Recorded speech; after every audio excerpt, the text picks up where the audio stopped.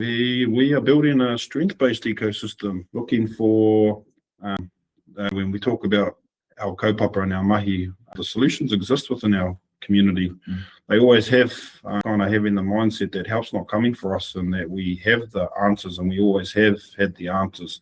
So the ecosystem of what our community has to offer, the strengths, how do you amplify the strengths of a community so that it drowns out the negative spaces of, when you look at, I guess, data, everybody can repeat the harm, verbatim, but when we look at strengths, how many of us can repeat all the amazing stuff we do as a community, whether it's in our haka waiata space, whether it's in our sporting community, whether it's in our culture, our arts, our taiao, all that stuff exists, and that's where, for our kaupapa, violence doesn't exist essentially because that's strength. So within our community, we have a really kind of community-focused rohi.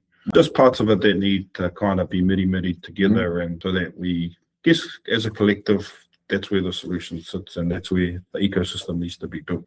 Well, just kind of going in on the parts that need to be miri or built or restructured or whatever kind of words we want to use around it.